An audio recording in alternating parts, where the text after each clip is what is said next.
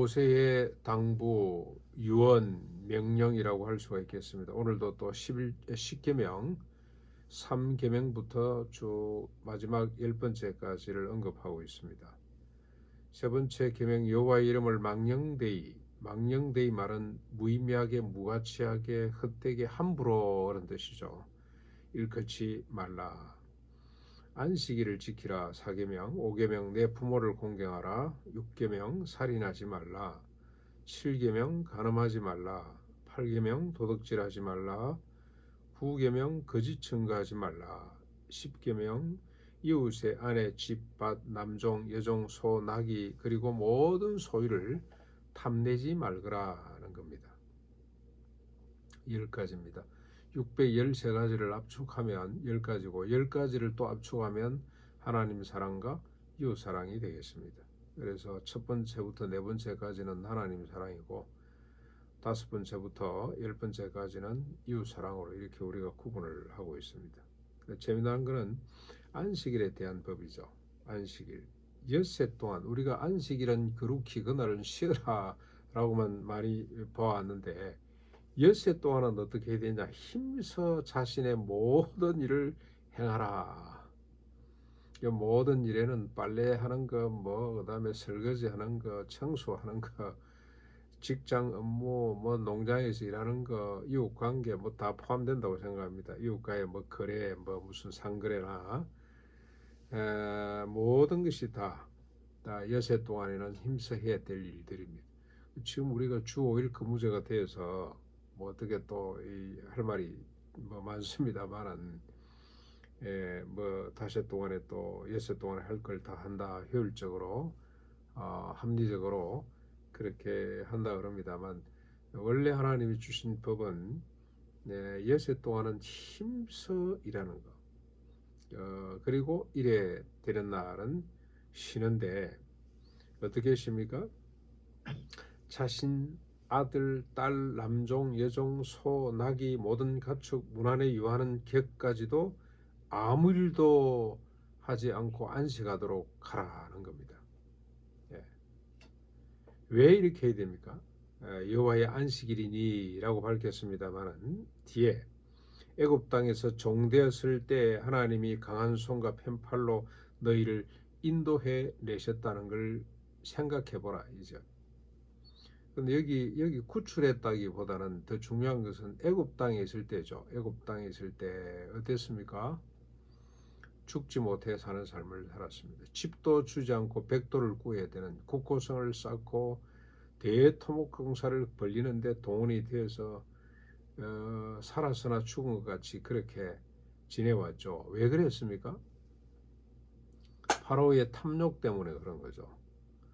바로의 산의 지미를 먹고 싶은 영원 불멸하고 싶은 욕망 때문에 힘없는 약소국과 힘없는 사람들이 노예로 끌려가서 노예로 사로잡혀서 죽지 못해 사는 비참한 삶을 살았던 것을 기억하거라.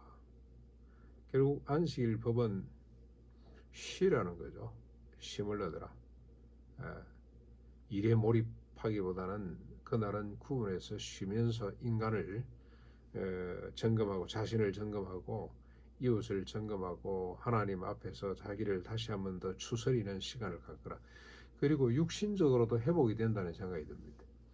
제가 우리 그 고향 교회에 아주 유명한 장로님 한 분이 계셨는데 부흥기계라고 지금도 그 아들이 사장이 되어서 전국적으로 이 농기구를 판매하고 있습니다. 생산해서 판매하는 아주 견실한 그런 기업인데요. 이분들이 밤도 그때는 이게 노동 이런 것도 없고 법도 없어가지고 그냥 일하는 거잖아요. 아침 8시에 멍치 기계 소리가 들리기 시작하면 저녁에 이제 성수기 때는 12시 1시까지 작업을 막 해대는데요. 주일 되면 조용해집니다. 큰 공장, 우리 조그마한 마을에 한 3분의 1을 차지하는 공장이 조용해집니다. 개미 소리 하나 안 들릴 정도로 그냥 조용해지는데 월요일부터 또 그냥 왁 착직을 막 공장 돌아가는 소리가 정말로 요란하게 들립니다. 망치 소리, 뭐 한쪽에서는 부무기로 뿌리는 소리, 한쪽에서는 기계를 깎아내는 소리 엄청나게 들립니다. 그런데 지치지를 않습니다. 하자가 안 나옵니다. 왜 그러냐? 안식일 쉬기 때문에 그렇습니다. 주일날 쉬기 때문에. 주인들은 다 교회 나와서 또 뭐 교회 봉사하느라고 또 정신이 없습니다만, 그래서 보니까 이 바이오 리듬이라는 것이 일주일 동안 열심히 일하고 주일 하루만 쉬어도 7일째는 쉬면 회복이 되나 봐요, 이게. 예, 그래서 그 공장에는 안전사고도 하자가 안 생기는 거예요. 토요일 되면은 평소보다 한 2대 정도 생산이 많이 된대요. 옛날 탈곡기, 탈매기 하루에 한 25대 정도 나오는데 토요일이 되면 26대, 27대가 나오는 거예요. 왜 그러냐? 내일은 논다 해가지고 노동자들이 너무 신명나게 일을 하기 때문에. 그래서 안식일이 이게 사람을 살리는 법이구나.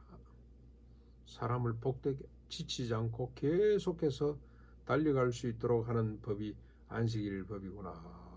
그래서 생육하고 원성해서 땅에 충만하도록 하는 것이 안식일 법이구나 하는 걸 깨닫게 됩니다. 그런데 안식일 법만 그렇습니까? 나 외 다른 신을 섬기지 말거라. 해방이죠. 해방. 자유입니다. 내 부모를 공경하거라. 부모 모르는 사람이 이웃을 알 수가 있겠습니까?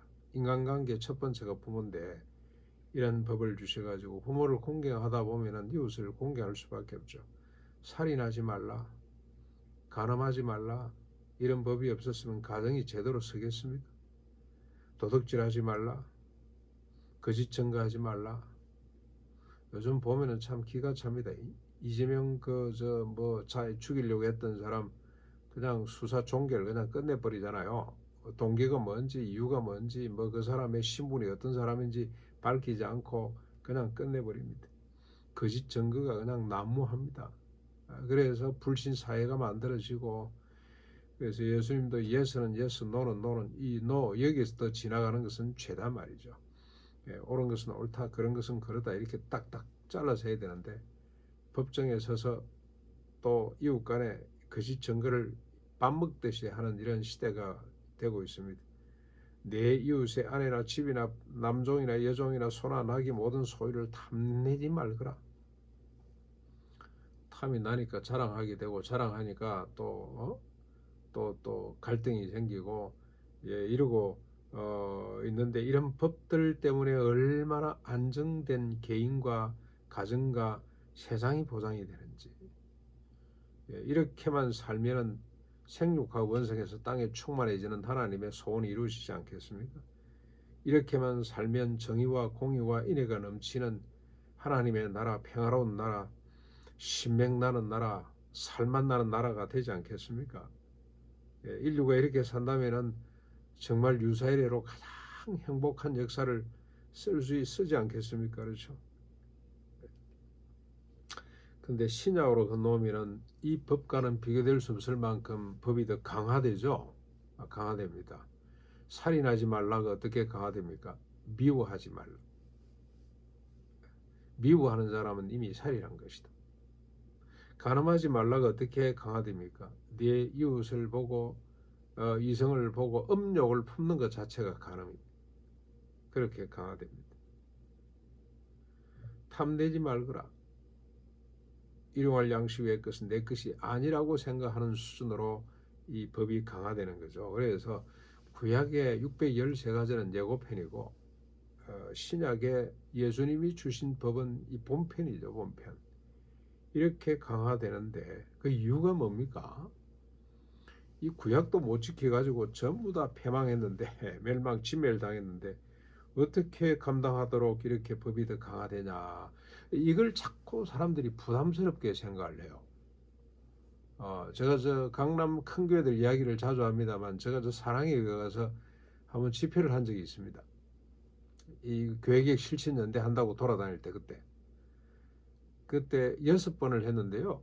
5번까지는 서로 와서 명함 주고 좋다고 인사하고 그다음에 또 뭐 존경한다 그러고 그랬던 사람들이 말이죠.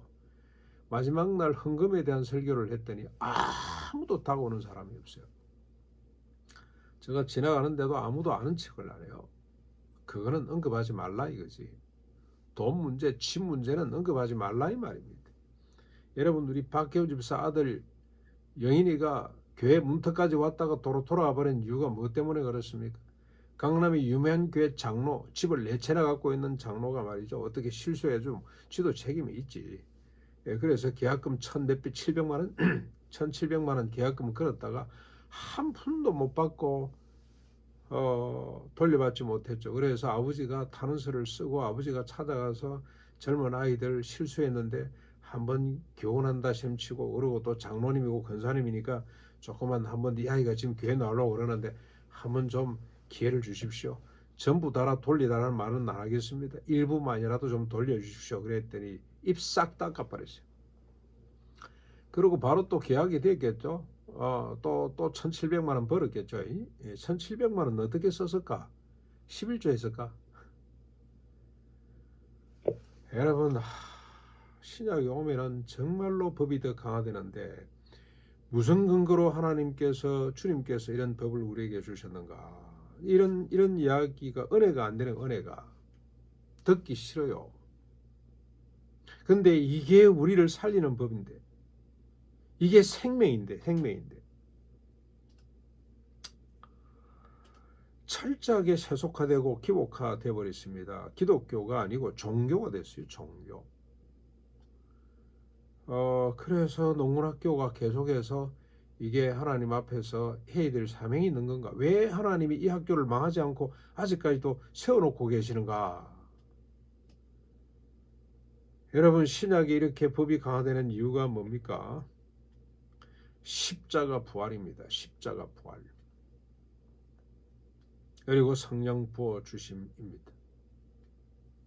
십자가 부활로 우리를 근본적으로 거듭나게 해서 자기 중심에, 거짓말을 왜 하죠? 거짓 증거를 자기를 위해서 하는 거죠. 우상을 왜 만듭니까? 자기를 위해서 만들잖아요. 그런데 너를 위해서, 공공의 질서를 위해서, 전체를 위해, 모든 타자를 위해, 복되게 하기 위해서, 모든 일에 모든 사람을 유익하게 하기 위해서는 옳은 것은 옳다, 아닌 것은 아니다 라고 할 수 있어야 되는 거죠. 우리를 근본적으로 새롭게 하셨기 때문에 더 이상 자기 자신을 위해서 거짓말하고 간음하고 자기 자신을 위해서 살인을 저지르고 미워하고 질투하고 하지 않고 모두를 위해서 자기를 희생하는 사람으로 우리를 거듭나게 하셨기 때문에 십자가 부활로, 그리고 거기다가 하나님의 능력, 강력한 다이나마이트보다도 더 강력한 성령님을 부어주셨기 때문에 우리가 이렇게 살아낼 수가 있는 겁니다. 얼마나 영광스럽고 하나님이 하신 일이 얼마나 위대한지. 그래서 이런 하나님의 은혜를 기억하고 드리는 예배가 장소가 중요한 것이 아니고 행식이 중요한 것이 아니라 드리는 예배가 신령과 진정으로 드리는 예배, 하나님 받으시는 참 예배가 될 수가 있는 겁니다. 그래서 우리를 왜 하나님께서 가나안에 불러주셨는가? 또 한번 우리가 묵상하면서 이 시대 한국 사회와 한국 교회를 위해, 그 전에 우리가 먼저 이 동산안에서 하나님의 구원하심을 온전히 누리는 십계명을 넣어서 산상보훈의 가치를, 그 법을 쫓아 살아가는 우리가 될 수 있기를 바랍니다.